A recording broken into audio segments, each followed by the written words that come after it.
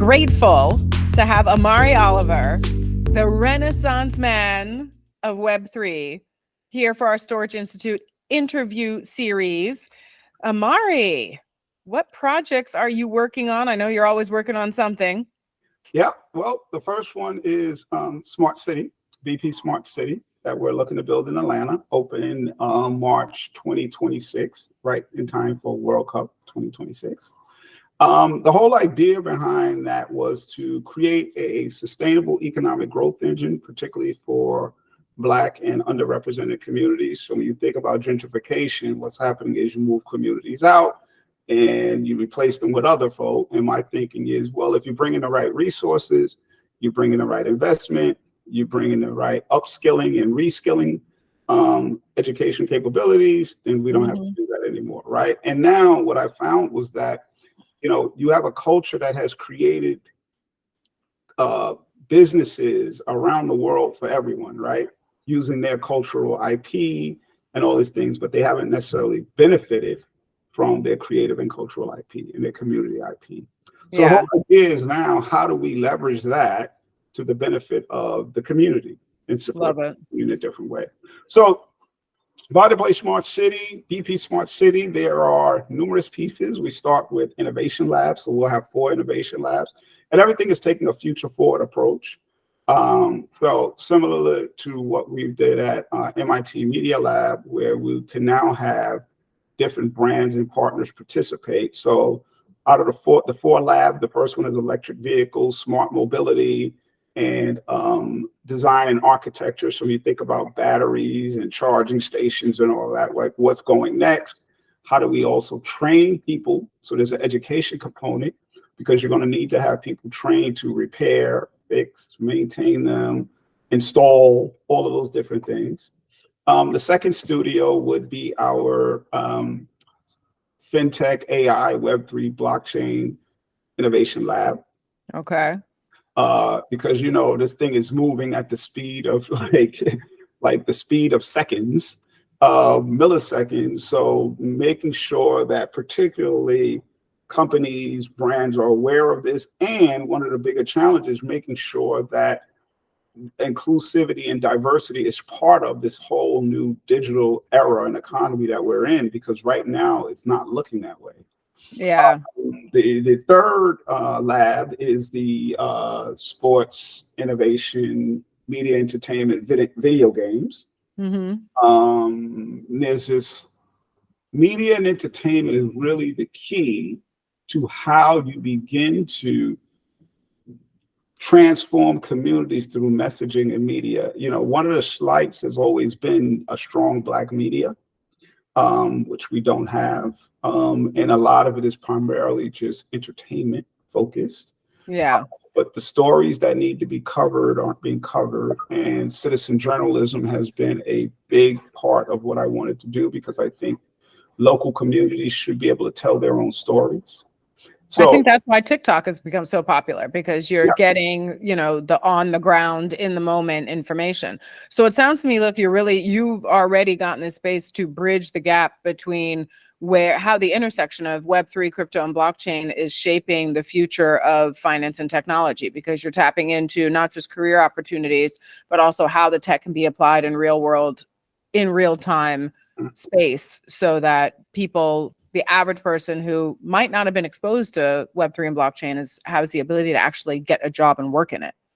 I mean, no matter what area you talk, you're going to be exposed to it at this point. It's not a matter of if, it's like when. And what's happening is now we have to speed everyone up on that learning curve. Yeah.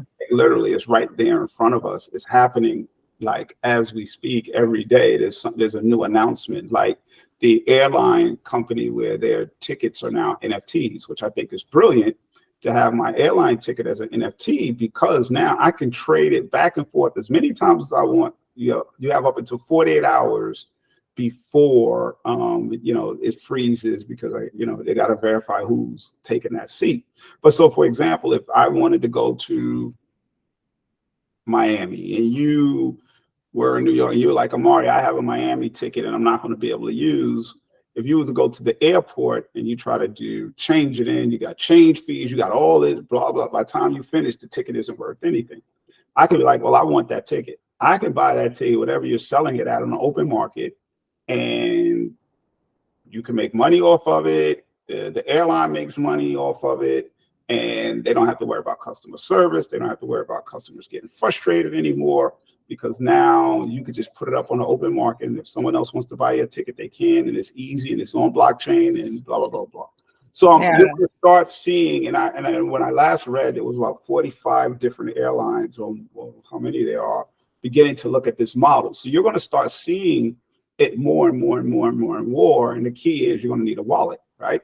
Because that's everything is going to go back and forth. So I think we've moved to a phase where with NFTs, we moved out of the NFT JPEG phase. And now we're moving into a phase where we're really talking about the utility. The utility and application, how can be used in commerce. And that's what I'm most, because every transaction now will sit on blockchain. So now you see why more and more and more blockchain platforms want people to be building on their platforms.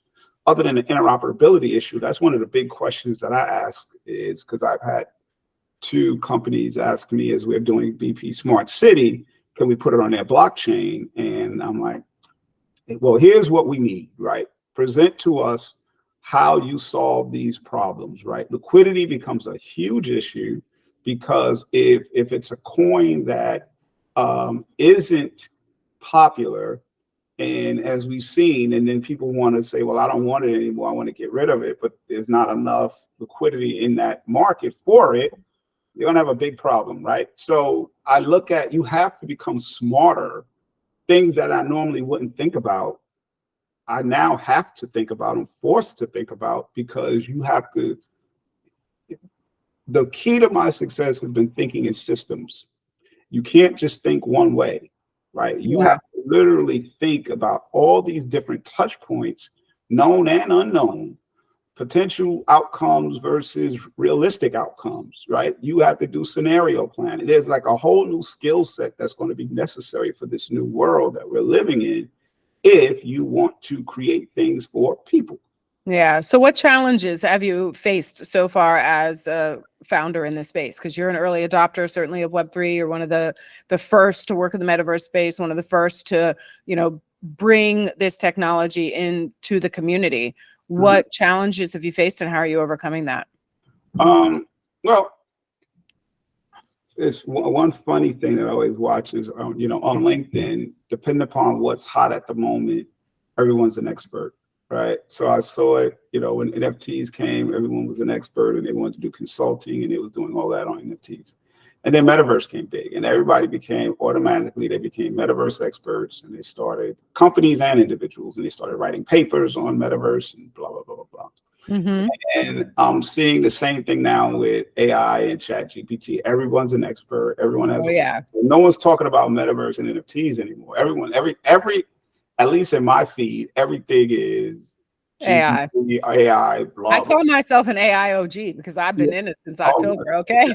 I'm gonna date myself, man. I was early on in this thing, around 10 years ago, when I interviewed this robot, Bina 48. So we're going to talk about history. So Bina 48 was an early. This was like 10 years ago. And when I interviewed her, she was like, Imari, and I was asking the question. She was like, I had a dream. Now, and I was like, wow. And so I've always kept an eye on this stuff. And I was like, what do you dream about? She's like, I dreamt I was human. And I just stopped it right there. I was like, I had enough. Because this was 10 years ago. So the stuff that we're playing with now is the stuff that we're seeing right now. That's like the AI light. That's like the super light. That's like the Head Start or the pre-K version. Because what really is going on, we have no idea. We're way past that point, right? So, but I think the other challenge is what I'm doing is always, trying to explain the value prop of smart cities and why they're so important. Last week, I spoke at the Pan-African Trade Global Conference, and they were very, very excited about smart cities and the Mhm. potential, because what has happened is smart cities, the way they talk about it now, is not really sexy. It seems like it's all about Big Brother. It's about, it's the fear factor coming in. And the reality is it really unlocks the power of communities. Yeah. Because now you're giving people the ability to have commerce, to become part of a global system that didn't exist before, that you never even knew you had access to. And so that's the true value, and that's the thing that we want to extract and we want to create is how do we scale? Because everything I do particularly is around scale. How do So I what scale? do you think the Web3 industry can do to better support and promote diversity and inclusion in this scaling process? Because too often we're left behind. Yeah, a lot of it is in investment. It goes back to the same. There was two things that that I point to the differences. So when I did this program at Stanford, it was a design thinking program. Long story short, God said to me, "We take care of our home." And what he said as, if you're part of this network, I don't care what you're doing, you got it. Like you can say, I want to build, you know, baskets for bees to put on their back. I don't know, right?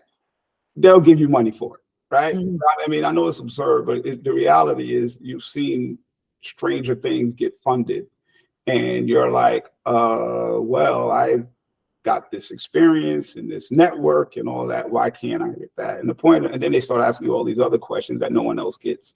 Because, when you think about the truth of the matter is this VC stuff is all speculative anyway, right? Everything becomes a distraction or to put you through a little hoop or whatever so that so that if I keep you focused on other things, by time we get around, we're never going to give you the money anyway.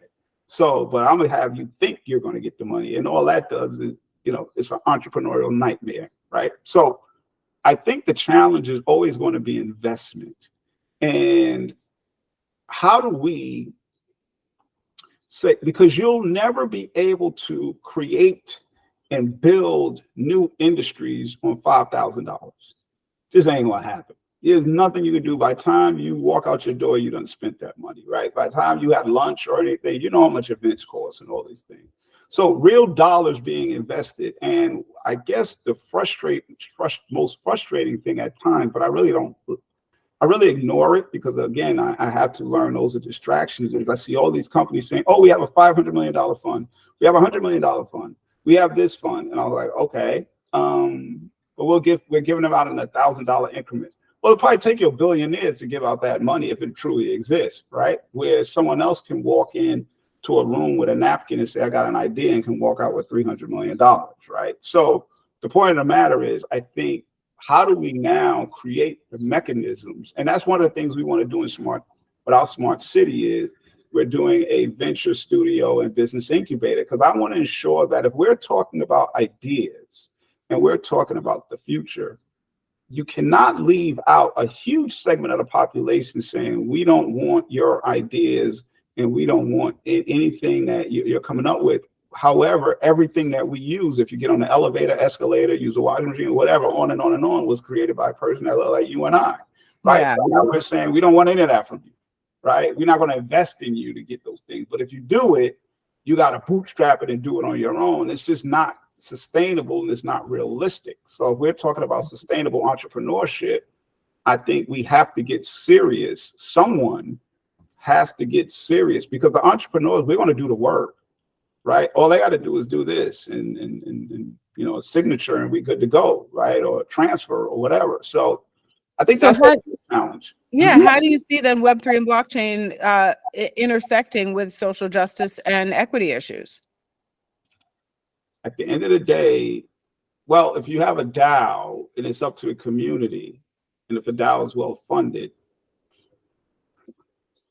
the truth of the matter is Bitcoin is really the only one that is on it that's truly decentralized, right? Every other platform you can go and you can find an owner somewhere, right? If you're not on Bitcoin, if you're Ethereum, there's a company. If you're Avalanche, there's a company. If you're Solana, there's a company.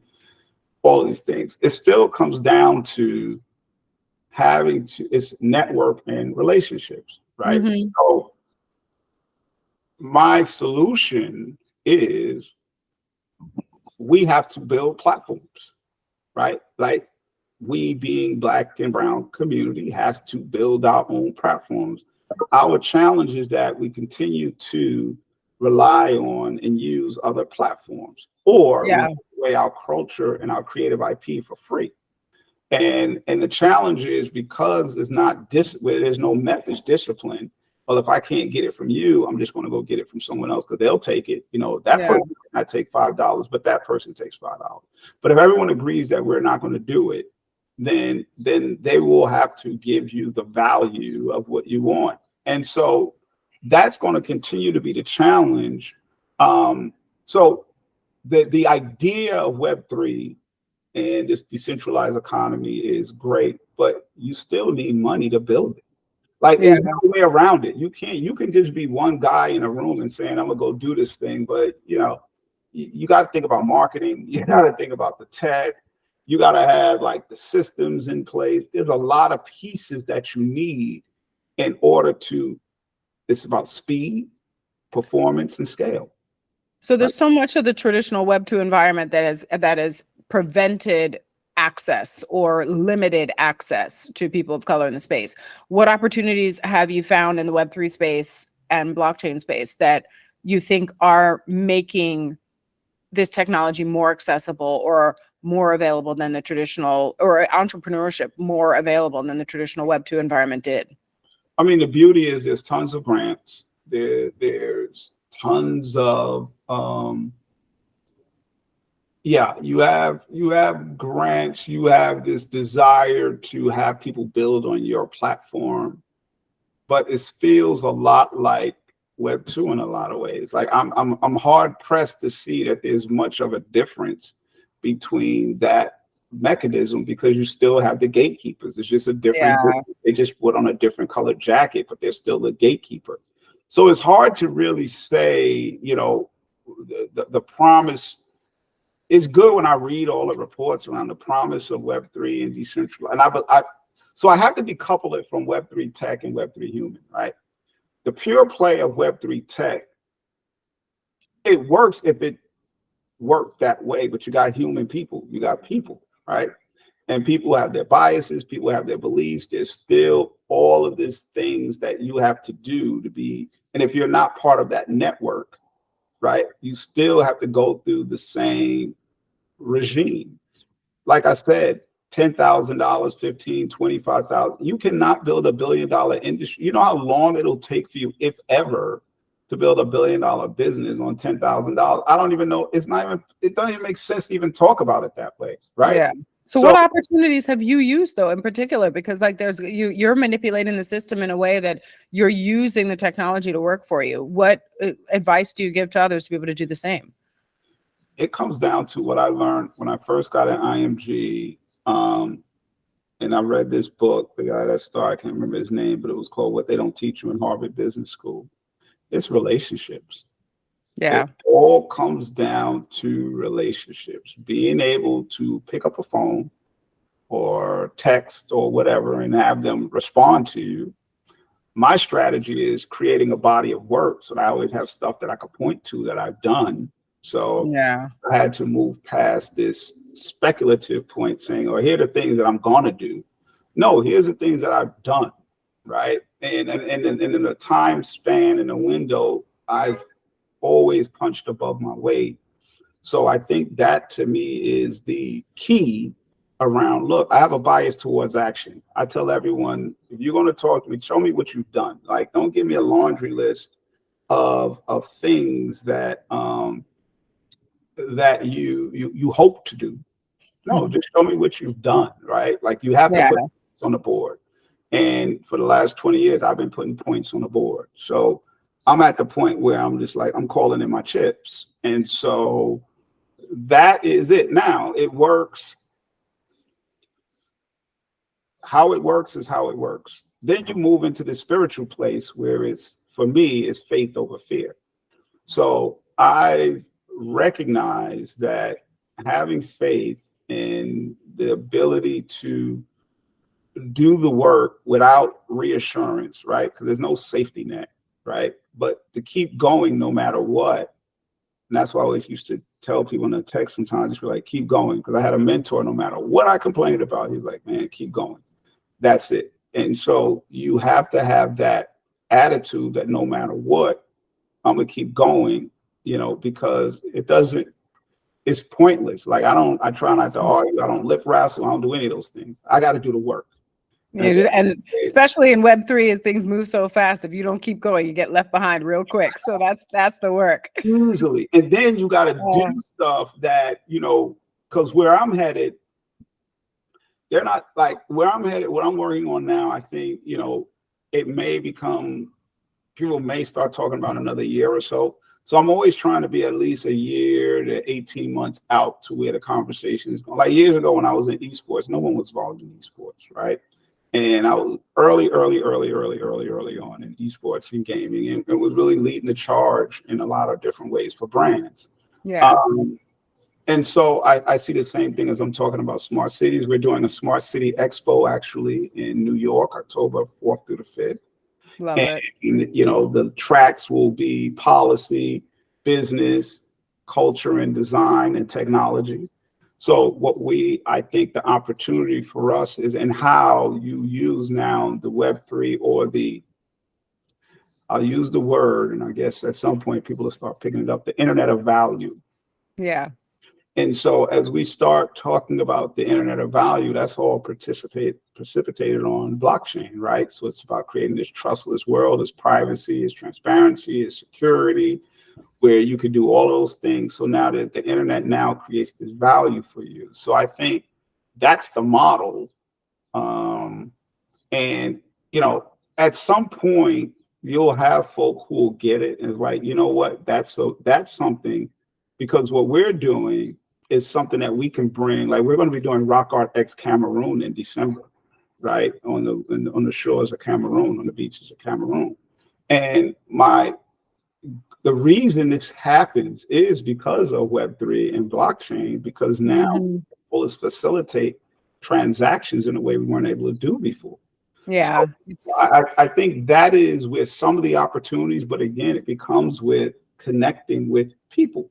And you're never going to be able to take people out of the equation. As much tech as we want to bring into it, you still need people. Yeah. Well, that's the work. I think, you know, the foundation of Web3 has been community and our ability to honor creators, honor founders, honor people's energy. Proof of work is as the space, and you know that what you do it has value, and you shouldn't be giving that up to another, you know, a big corporation or giving it up to anybody else to take ownership over. That we really get to own what we create. And I think you've done a really good job of that in the space. You paved the way in a way that, you know, people can look at the work that you've done and what you're doing and get inspired to do a little more in their own space. So I appreciate your contributions. The Renaissance man of Web3, Imari Oliver, ladies and gentlemen. Yes, you got to. When you talk about things moving fast, Imari moves fast. So make sure you keep up with what he's up to, and we'll tag his info in the show notes. And looking forward to catching up, Imari, to see what you're up to later in the year. You got it. Well, thank you, Christine. Thank you. Hey.